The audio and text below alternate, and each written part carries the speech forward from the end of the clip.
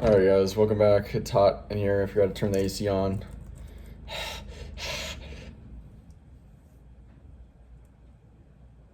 Alright. Yesterday, $100 million leads. What did we learn? Okay, yeah, I'm remembering the call out's the most important part of the advertisement. It's where you should put your most effort. It's the highest leverage. The wrong call out will make basically no ads work, but the right call out can make almost any ad work. It's very, very high leverage, very powerful, deserves a lot of attention, a lot of effort. So what is a call out? It's basically anything that you do to get the attention of your audience. And there's 4 common verbal call outs that are used in paid advertising that work well. Labels is number 1. This is to work. It needs to be a label that the ideal audience identifies with. So New York City moms, New York City cops. But if it's like something that they don't potentially identify with, such as like New York City personal trainers or something, when they or athletic trainers, when they identify with like personal trainers, they don't really identify with the label. That's a bad example, but like there's labels that people don't identify with that could be used. So you want labels that are actually that the audience actually identifies with. So that's the first of the labels. All right, first of the callouts, verbal callouts. The second of verbal callouts is basically an implied yes question. It's like a question that you ask that your audience would answer yes to. An example of that would be like, do you wake up with dry mouth?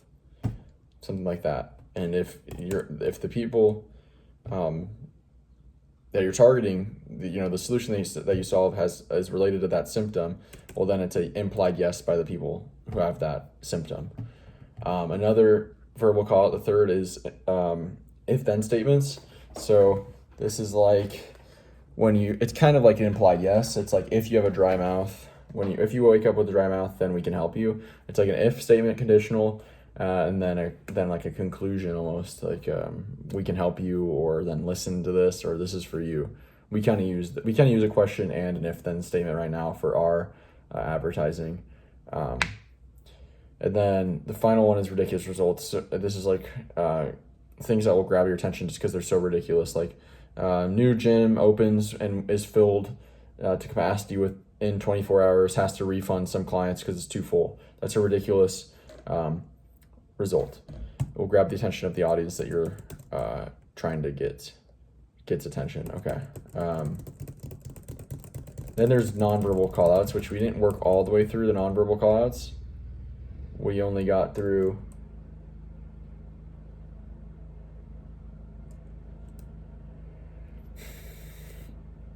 two of the 3. Contrast is the first. This is the first thing that basically grabs your attention. Like, what stands out within the first few seconds? Is it something flashing, moving, colors? Is it sound? Is it someone with like an emotional face? Is it someone who's attractive? What stands out? That's the contrast. Okay. 2, second nonverbal call out. This is what did they call it? What did he call this? I don't remember what he called this, but I think the idea is like, it's like showing the labels. So if you're like a plumber, you got like pipes in the background, and you got like like overalls or whatever, a plumbing uniform on. Likeness. This is it's likeness. So, and a tip with this is like, people pay attention to people that look and sound and act like them. So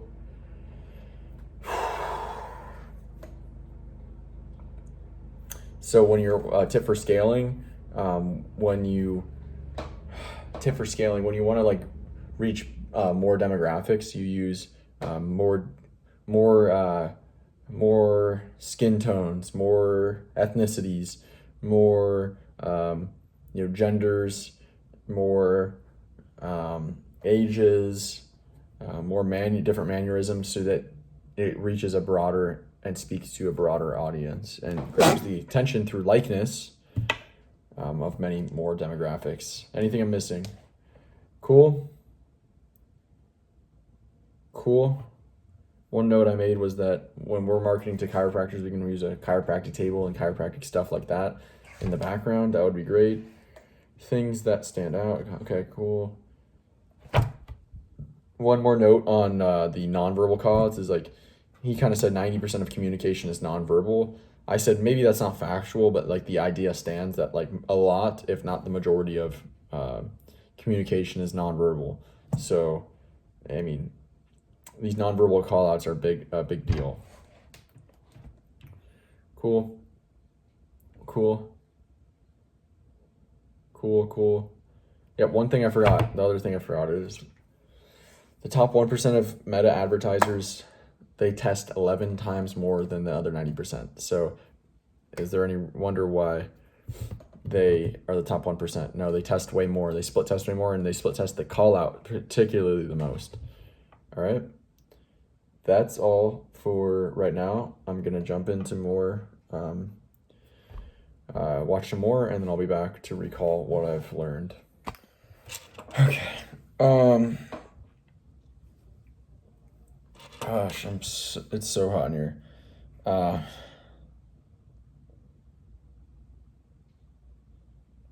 Okay, the third of the nonverbal callouts, that is the scene, and you can think of the scene as showing the if-then statement, showing the question. Okay, then that concludes the callout section of the creating good ads.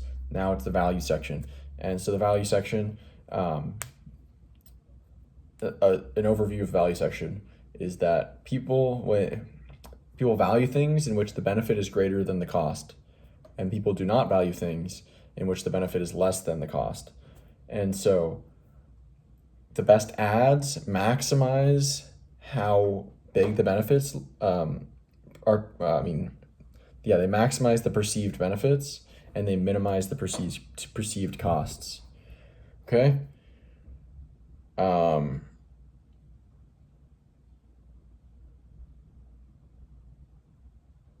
Cool. Okay. Then we get into the what, who, when framework, which is a framework Hormozi uses for writing all of his different ads. What, who, when framework. So we start with the what.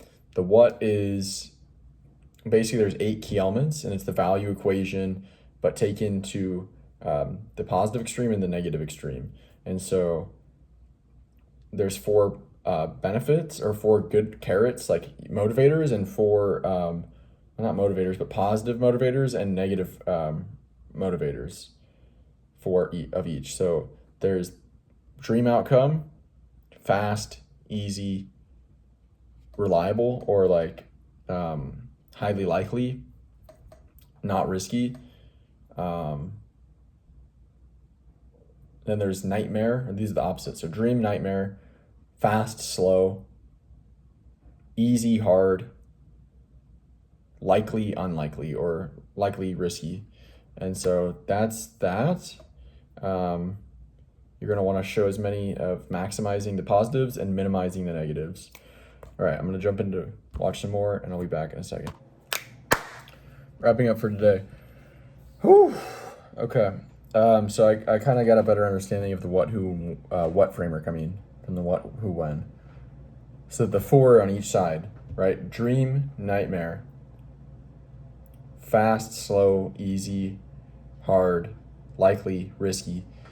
You want to show these 4 when they purchase your thing. So like when you purchase our solution, it's going to be this, like dream outcome. You're going to get the dream outcome. It's going to be easy, fast, and very likely to happen, right?